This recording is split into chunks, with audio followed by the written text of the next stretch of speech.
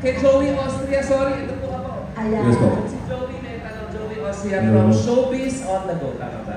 At saka ito palang latest ng Q1 1206. Congratulations po. Curious question lang. So, naka 1 year na kayo ni May. So, could you share to us yung naging journey ng inyong as husband and wife na? And kung nagkaroon na ba ng petty tampuhan, how did you resolve? Opo, petty tampuhan. I think it's normal naman po, pero nothing big. We haven't fought. I'm very happy. Our journey has been nothing but great. We're growing together. And I'm just very blessed that it's her at the same time. Ano po, masarap po sa feeling. May asawa as well. She's made it easier. She's been very more understanding, especially with the demand of both jobs that I'm in right now. And yun lang po, her support, her care for me is on a different level. So I'm just really blessed. So, Thank you po. thank you po. Maraming salamat, Joey Austria. We have here, of course, Cesar. After Cesar, ang next na question from GMA News Online, Teresa Almo, Cesar. Hello po. Hello po. Kuha lang kami ng update for the lineup of this at kung anong update dito sa itinatak mo ng music natin. Kasi this is started with 2022. Kung may nagbibigay ka lang po sa amin. Opo, well, there's a lot of people on the list. I think we will leave it. Dun sa list lang ate, ng Music Laban. This was a third edition of the Music Laban. Uy, naalala yung Music Laban mo. Ito na ba yun, but it's gonna be bigger. Sorry, I don't want to miss out on anyone. We have Carla Cray, DJ Carla Cray. We have Silent Sanctuary. Wow. We have Delao. We have Al James. We have, of course, our brother, Yolo Pascual. And then, of course, we have Miss Casey Tandingan. And, of course, my idol, Bamboo. Wow. So ito po, thank you, ate. It's very big of an anniversary because not only is it the Music Laban, and actually the third already, but it is also the 85th founding anniversary of Quezon City. So it's a tight partnership with Mayor Joy Belmonte because obviously with the last Music Laban also that we had, it's been a very big impact to the youth as well. To the rest na rin po, hindi na rin mga youth, and everyone enjoyed it. So we just wanted to pursue for another year to give fun to the community and to the whole Quezon City. Same pa rin po sa QC Circuit pa rin po. Opo. Ngayon po, it's all the congressmen now, vice mayor, and Mayor Joy Belmonte as well, of course. Thanks, Cesar. Thank you po. We have Miss Marie Chris Nicasio. Yes. Ay, hello po. Hello. Hi, Arjo. Hello po. Thank you po. Congressman Tarazoni. Okay po. Kung kasi curious lang kami, since na busy ka, your politics and your career sa showbiz. Pero fresh ka pa rin and guwapo pa rin as ever. Paano daw ang pag-aalaga yung ginagawa sa iyo?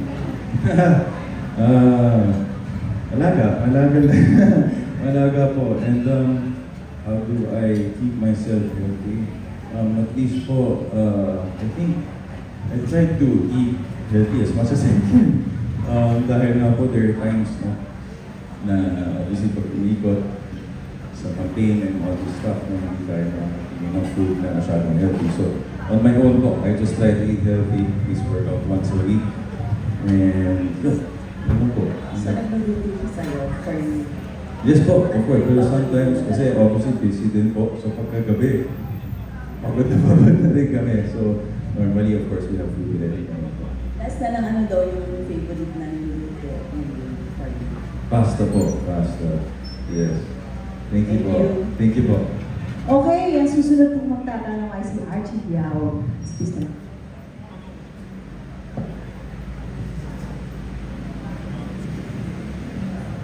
Good evening po. Naisapatas na yung Eddie Garcia bill. Tapos very timely ngayon yung issue ng mga sexual harassment at saka sexual abuse sa mga artista. No? So as bilang galing sa showbiz, ano yung mga pakakala para protektahan mo ang mga co-workers sa showbiz? Opo, that is one thing that has been tackled in the last 2 weeks after the issues popped out regarding the sexual harassment. It is yet to be studied po. We'll let you know definitely an update on this. But as we move forward po, of course, I can't say much. There are legalities on the line as well. But definitely, we are in support. Of course, no sexual abuse. And hindi naman po yan yung industry yung kinikilala ko din po. That is not the industry I grew up in. There is no truth sa panglahatan ng LGBT na ganun sila. There's no proof to that. I beg to disagree also to nalalahatin pero ilan.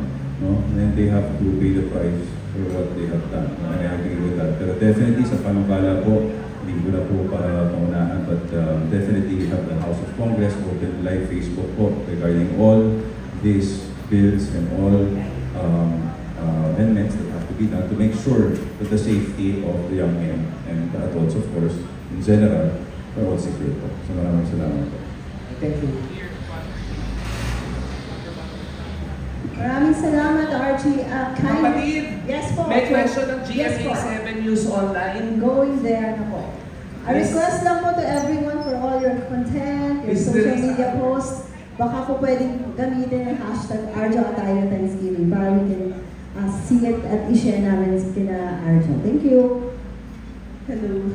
Sorry, Jimmy Entertainment. Hello po. Hello po. Na-mention na kanina na hinahayaan na yung management mo with regard to projects na kukunin mo. Pero may conditions ka ba, like especially now na representative ka na ng QC, to kung ano yung mga pwede at hindi. Like, for example, this bag, na medyo in politics issue, di ba? May mga conditions ka ba? Wala naman po.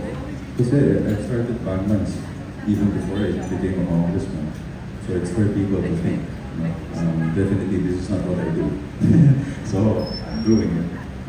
It's a story to tell, and definitely it has nothing to do with my political career at all. It wasn't a target. As I said from the beginning, we did this 2017, way back before I was bago po ako naging representative dito sa distrito. So it's way beyond the campaign period as well. So I just wanted to continue. It's a beautiful story. It's a good political drama story that I think people should watch. And yun po, the way it was done po kasi this time, obviously, as we went along,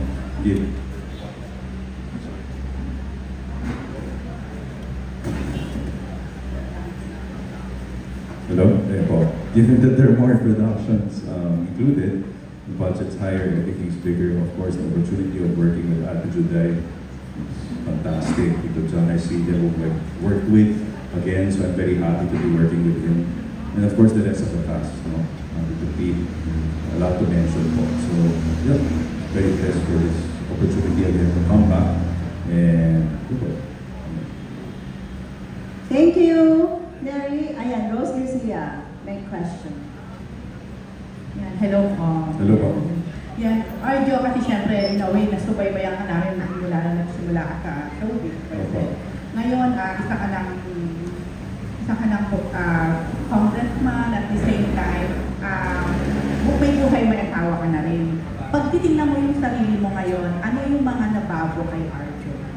Ano na din yung mga pananaw mo na iba na para noon? Wala na siya. A lot of things then po, definitely, I'm the same, just the same thing, I'm the same guy. It's just that there's more maturity, there's much more responsibilities as I grow up. That's the way I see it, nothing changed. Madami lang po talagang ginagawa. That's about it, hindi ko po tayo. But definitely yung pananaw, that's all because of the wisdom of the people around me, the people that I've been working with. Mula po ng Provinciana days ko kay Dr. Eddie Garcia, dami na natatanggap na words of wisdom.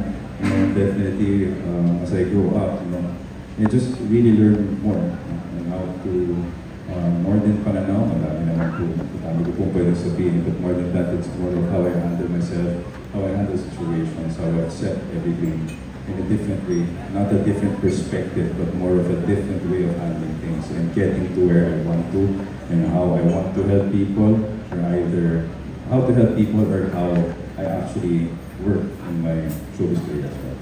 Connected pa rin. Pero bilang may asawa, may nagbago din ba sa'yo? Of course po, of course. A lot. I don't, hindi ko ma-explain, it sounds cheesy, but I don't feel the responsibility. I just really feel like I have a best friend with me, a wife, but I'm just really enjoying the journey with her. So hindi ko po ma-explain her further how much else, but I really love her. And sa kanya po, of course, the way I handle things, or priorities na lang po. Yun na lang po siguro nag-change na priorities. But us itself, we're just growing together. That thing I'm very blessed to have. Thank you, Arjo. Thank you. Thank you po. Next, Rose, we have Candice of Push. Hi, Arjo. Hello po.